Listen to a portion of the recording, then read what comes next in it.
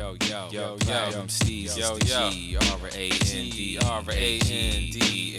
and my man Big Sis, no doubt, you know what it is. And it goes a little something like this. One time for your behind, twice for your spine, three for your mind, four for the rhyme about to come in. To this ill drum and I'ma say a little something. How we go? I want a black queen, black son, black Link 999 on YouTube. Please like and subscribe. Of course, our goal is to share information and to raise our consciousness together. Also, please join us on our Facebook page and our Instagram page at Missing Link 999, where we're keeping the good vibes. About it and vibe, he ain't been the same since. Lift the left wing unilaterally, and they near right Link 999, 9 to the 99 ether, 9 to the ninth power of 9. Today's episode, we're going to be talking about the Philadelphia experiment.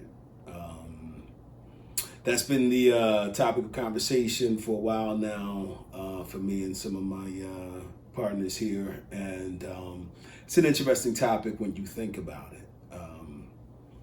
If you don't know, the Philadelphia experiment was conducted over the course of several years. We're going to get into it. We're going to get into the we're going to get into the scientists involved, why the U.S. government was conducting this experiment. But first, we'd like to ask you guys, given that you guys do like the material here at Missing Link 999, you're enjoying the information sharing, you're enjoying raising our consciousness level together. Please don't hesitate to join us on our Facebook and Instagram pages as well at Missing Link 999. Please give us the like and subscribe. We'd really appreciate it. Thank you. Tell a friend. So let's dive right in. We're getting into the Philadelphia experiment today. And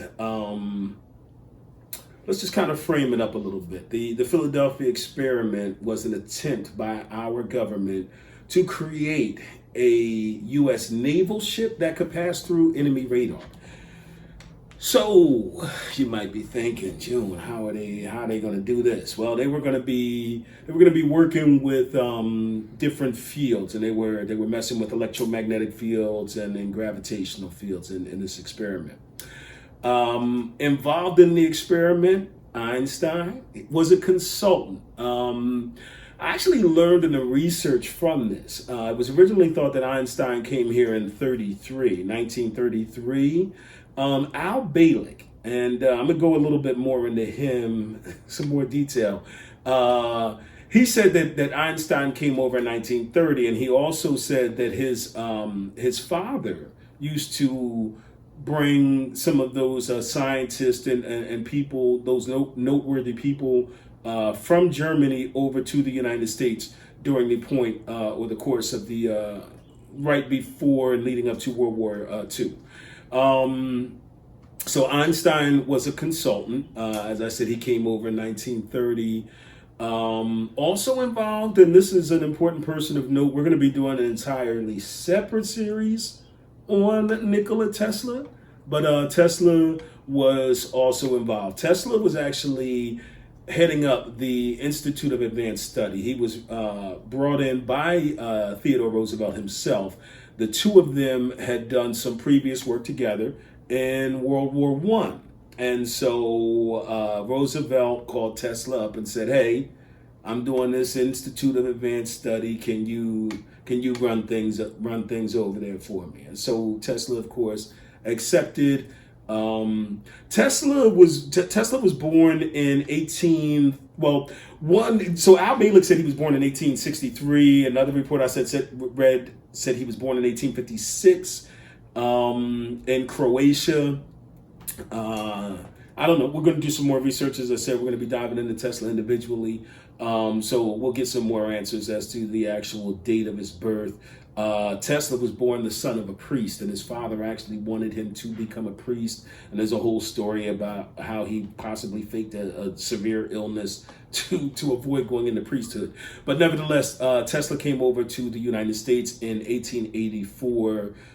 He was really excited about it. He started working with Edison. He and Edison didn't really get along. And of course, Tesla went to digging ditches in the streets to support himself here in America, just to stay and follow, the freedom or the pursuit of what he wanted to explore, whether that was, scientifically, metaphysically, whatever it was. By the way, Tesla also claimed to be in contact with beings off the planet, and also was recorded as claiming to be a Venusian from the planet Venus. Digest that if you will. But Tesla was made the director of the Institute of Advanced Study by Teddy Roosevelt. Just some things too, in case you don't know, maybe I'm going too much, but I want to bring to light some of the things that, some of the inventions that Tesla is responsible for. He's responsible for, of course, the Tesla coil. If you don't know, he created a way to move electricity miles without using any wires. The Tesla coil was a successful attempt at that. He had a lab set up in Colorado Springs in Colorado, and moved electricity 26 miles without use of wires or any other conduit through thin air. He also invented an electric car. I forget the actual year on this. I want to say it was like very early 1900s, if not late 1800s. But the crazy thing about this electric car that he invented was it had a black box, which worked as a free energy device. Now, this is exactly what the Tesla coil was. This car was later brought by some Japanese scientists who were never able to duplicate the process by how this car worked. They considered it to be a modern marvel. This was in the late 1800s, early 1900s. He also invented a particle beam weapon system, which he ended up selling to the Russians for about $25,000, which, if you can imagine that, he was desperate for cash at the time. And sold a particle beam weapon system to the Russians. Now, the interesting thing about this is, particle beam weapon, what is that? If you look online, there's talk now about the forest fires in California. And these forest fires in California, they show these, if you look, they have these thermal images of the fire, and they show a beam that's being beamed down from outer space into these fires. And of course, the popular conspiracy theory is that our government is testing a particle beam weapon system and creating these forest fires from outer space. So go figure that. He's also the father of alternating current, or AC. At the time, DC, or direct current, was in popular use, which was brought about by Thomas Edison. Another reason why Edison considered him a rival. His alternating current, I want to say he took that idea to Westinghouse. I also know he did some business with J.P. Morgan too, who was also interested in Tesla's work. But I want to get back into Tesla and the Institute of Advanced Study. So Tesla was head of the Institute of Advanced Study, named so by President Roosevelt. He started a project called Project Invisibility. This was in 1931. Now, Project Invisibility was dealing with a few different things, including rotating time fields. Now, this is significant to me because of a book that I'm currently reading. It's The Ancient Secret of the Flower of Life, which is right here. We're going to be providing links for this in a little bit, but this is a book that I'm really into that gets into your Merkaba. And the Merkaba is the spirit light body. The spirit light body has two electromagnetic fields in the form of a tetrahedron, triangles going, north and south, and or male and female, sun and moon, however you want to refer to them.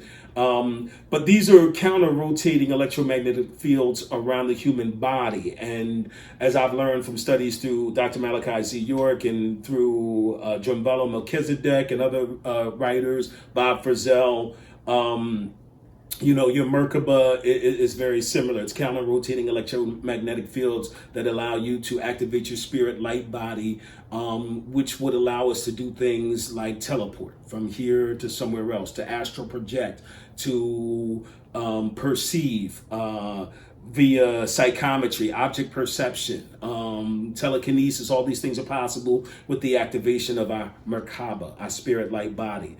That gets into a whole other thing too, which is the barotheric gland, which Dr. York said was removed from us by the angelic beings. This is going back into our creation story. But getting back to Project Invisibility. Project Invisibility began in 1931, conducted at the Institute of Advanced Study. This was headed by Nikola Tesla. They were dealing with rotating time fields. The first test they did was unsuccessful in 1936. I forget where they said they did that test at. But in 1940, they moved it to the Brooklyn Naval Yard. And they conducted the test. I forget what month it was, but in 1940, they took a smaller ship and they made it invisible. This was done in the Brooklyn Naval Yard. They then decided to classify the whole project, and they moved it to Philadelphia. Now, this is where it starts to get interesting, because they moved it to Philadelphia, in the back of the South Philadelphia Naval Yard. And Al Bielek, he gives a whole description of this story. Al Bielek was actually assigned to the crew that was on the USS Eldridge. It was the USS Eldridge was the ship that was used. Now, you won't find any record of it, but what you will find is a record of the USS Eldridge deployment. The deployment times do not involve these times that we're discussing right now when the experiments took place. But the USS Eldridge was the ship that our naval officers, for whatever reason, decided to use. They took it to the back of the Philadelphia Naval Yard, and what they did was they carved out large pieces of the deck. They planted these electromagnetic generators on board, and the goal was to use these generators to make the ship disappear. Now, the thing that I want to point out is in 1940, in the Brooklyn Naval Yard event. That one, there was no one on board the ship. It is important to point that out, because we're going to get into how people who were on board the USS Eldridge were affected by this whole experiment here. But as I said, after the successful test in 1940, the classified mission moved to Philadelphia, where they began doing testing all over again. And so in 1943, they ran another successful test, this time with crew on board. They pulled the USS Eldridge out into the harbor a little ways from the naval yard. They had several ships present. I don't know if it was on this occasion that they had the ships present to observe, but they gave a description from people who were present, and they said that when in 1943 in July, the first successful test they had done, they flipped the switch and the ship turned a bluish green color, and it then disappeared. They said it was invisible to the naked eye, but you could tell it was still there. They said you could see the water line around the base of the ship, as if you could see just parts of water missing where the ship was still there. This was incredibly interesting. And of course, when they flipped the switch back and the ship came back, they said as they approached the ship, the USS Eldridge, the crew that was on deck were wandering around.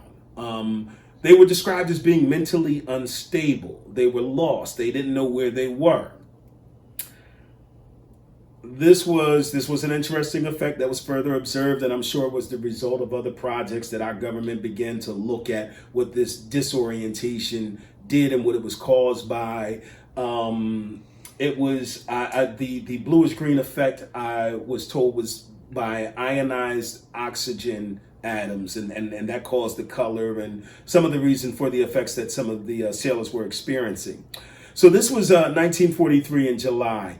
In August, so they reported the test results The naval officials at the South Philadelphia Navy Yard, they reported the results to the naval officials who were overseeing this whole thing. And there was an admiral, I want to say Kane or King. He was in charge of all of this. He was in charge of like naval operations worldwide at the time. And they went to him and they were like, hey, listen, we had this one test and hey, this is what happened. And he was like, all right, listen, I need y'all to get this done by August 12th. Like, no bullshit. Like, we got to get this done by August 12th.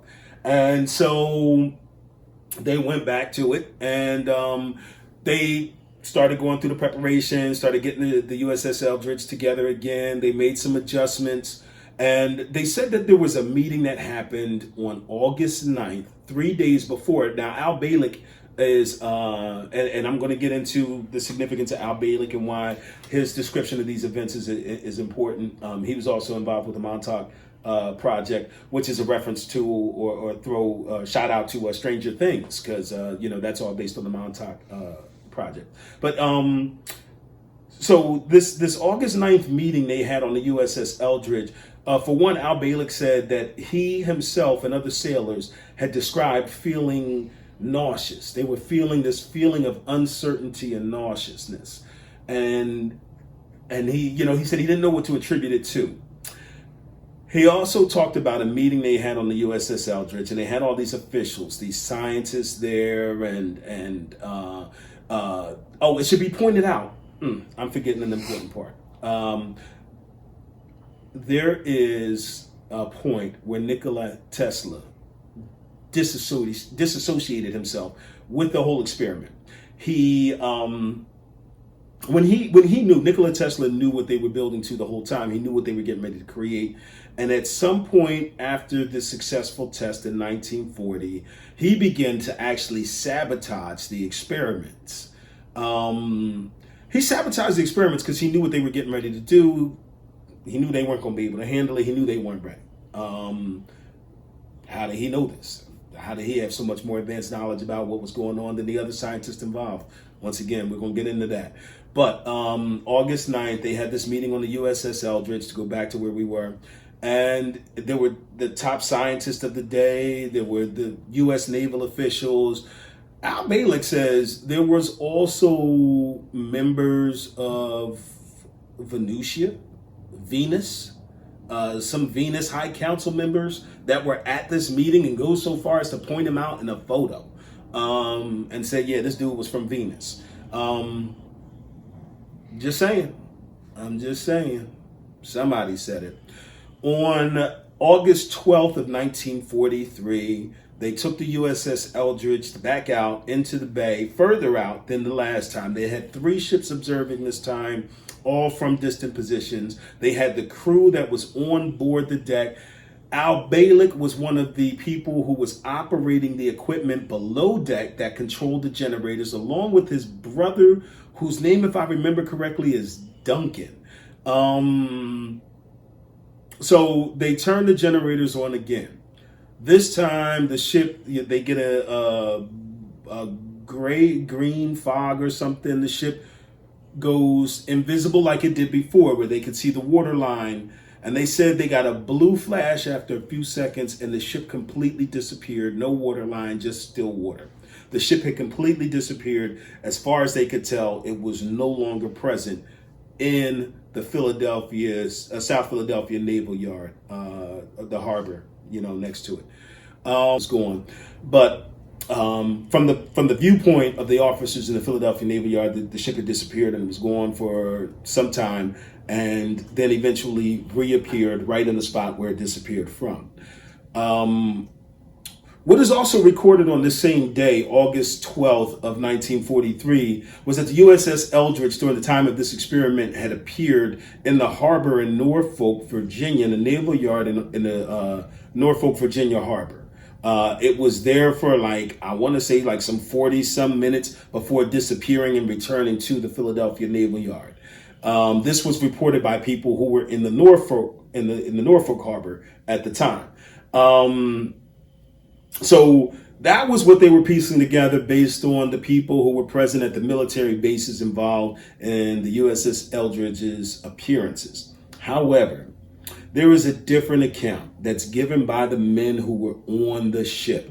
Well, and by the men who came to, who first viewed the ship when it reappeared in the Philadelphia harbor. And so when the ship reappeared in the Philadelphia harbor, one of the ships, came up to engage with the ship to observe and make sure the crew was okay. They said that, as in the previous case, they found members of the crew wandering around on deck, confused. Some of them were declared insane.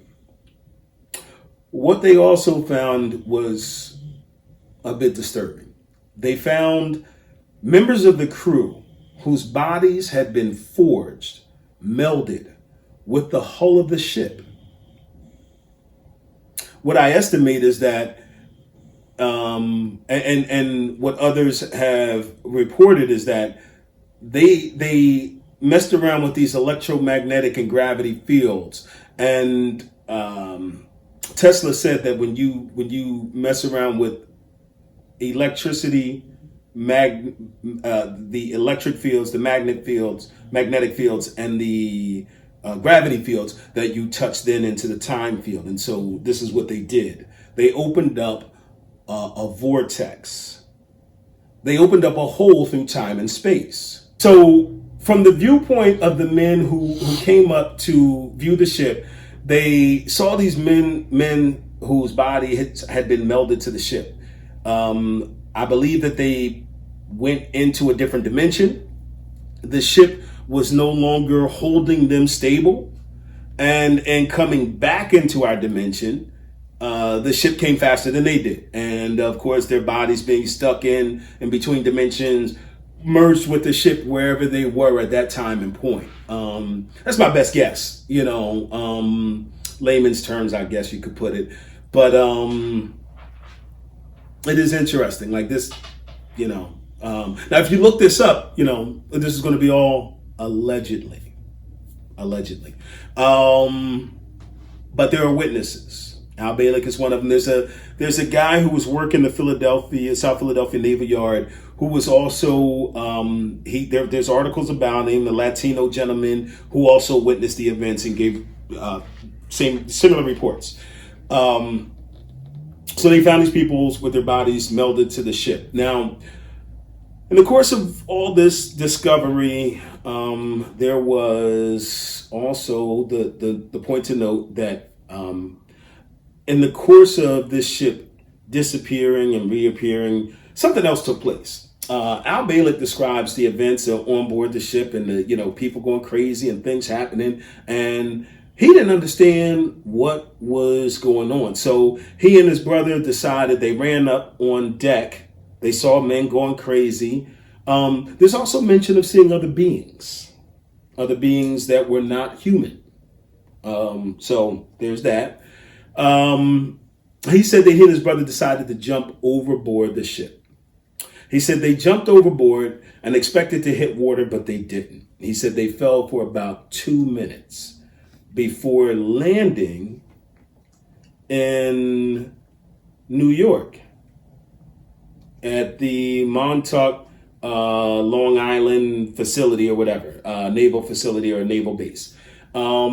This was the home of the Montauk Project. He said when they arrived there, John Van Neumann, who took over the Philadelphia experiment after Tesla left, was waiting for them, greatly aged, and told them, hey, we've been expecting you guys.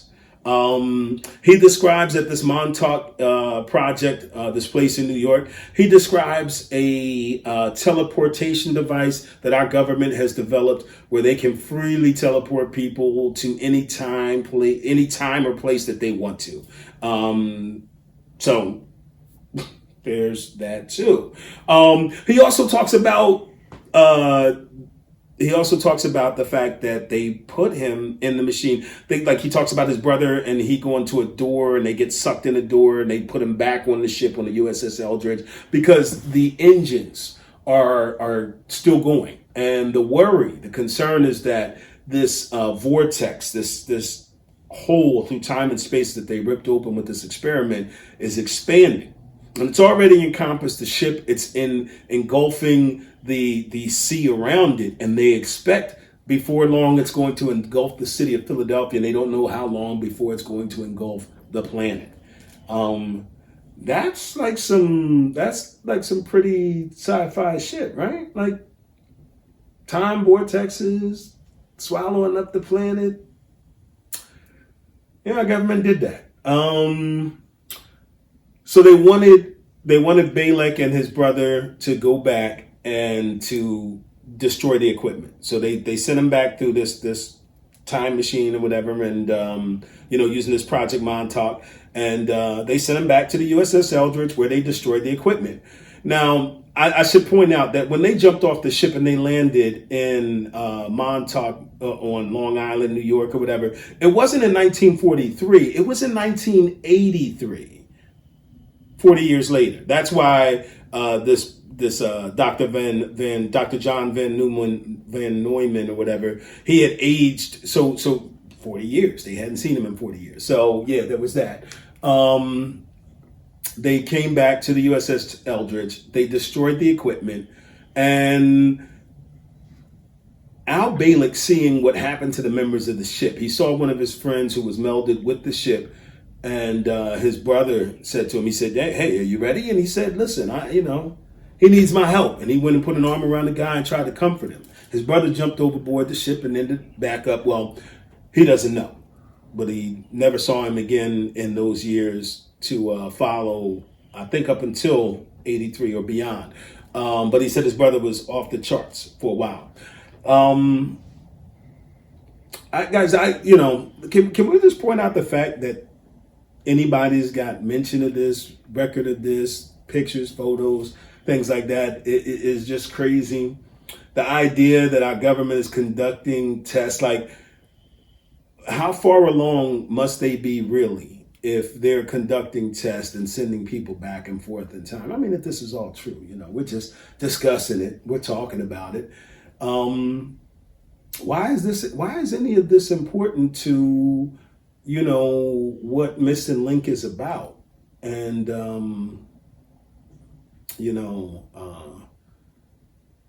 the relevancy of this.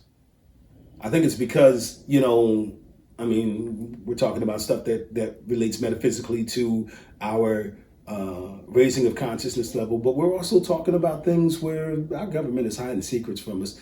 And, this is no new revelation. There's been talk of this going on for years. Folks, you won't learn about these things until you open your mind up, crack a book. You got to do your own research. You got to look into these things. Some of the things that were read in this research, and one of my favorites to go into is actually, this is a bit of a rough looking copy of it, but Behold the Pale Horse by William Cooper. William Cooper was an ex-U.S. Naval Intelligence officer who witnessed UFOs and reported it to the Navy. He had been silenced, and when he tried to put information out, the men in black came after him, threatened his family, all kinds of stuff, and still managed to put a book out talking about conspiracies that involve satanic cults and being involved with our government and military and everything else. So that is definitely a good read. And as I have said in other videos, Dr. Malachi Z. York, which we will be going into in detail with the Holy Tablets. This is a really good read. He was talking about this stuff back in the 1970s, 1980s. And, I think pretty much a lot of people had labeled him a kook. And, as I mentioned in the last video, he was arrested by the FBI and charged on all kinds of charges, which, whether they're true or not, I don't know, and I don't want to debate. What I do say is that, he put some interesting information out there, and we're seeing a lot of it come true right now. And we'll be going through the Holy Tablets as well and breaking down that information, because I'm seeing a lot of people do it, but a lot of people don't have the connection to the information. This information was given to me by Dr. Malachi Z. York himself and broke those texts down. So we're going to go into it. Guys, listen, for one thing, I want to know, do you guys think the Philadelphia experiment do you think it's true story? Do you think it's BS? I'm anxious to hear from the scientific community out there about rotating time fields and connections to electromagnetic fields that might be tied to our spirit light body. Folks, let's raise our consciousness level. Let's figure this information out together. We're going to be doing a separate series on Nikola Tesla, so please tune in for that. And up and coming, we're going to be diving into the Dogon tribe of Mali and the significance of them in man's development. So once again, guys, we want to thank you for tuning in to Missing Link 999. That's 9 to the ninth power of 9 of that 99 ether. We want to thank you guys for sharing the experience with us. And Stay like I said, we colorfully want to hear from connected like questions. We want innate to hear keychains. Chakras information that you provide have to add to locomotion this. thought Please like and strings. Nothing I subscribe. command but the stroke of a pen. Though an act held sacred by illiterate men. The hand can't write rhymes like hearts do, despite your last jail letter envelope art. What's on the minds of those men's the one who got prayed for and still chose sin? I don't holler, cause God don't make me wanna. The devil do though, but by the gods, no trauma, no trauma. No trauma come upon me, grand agent I be. If the heavens should fall from the heavens tonight, would you be satisfied with the work of your life? Would you be satisfied with the work of your life? If the heavens should fall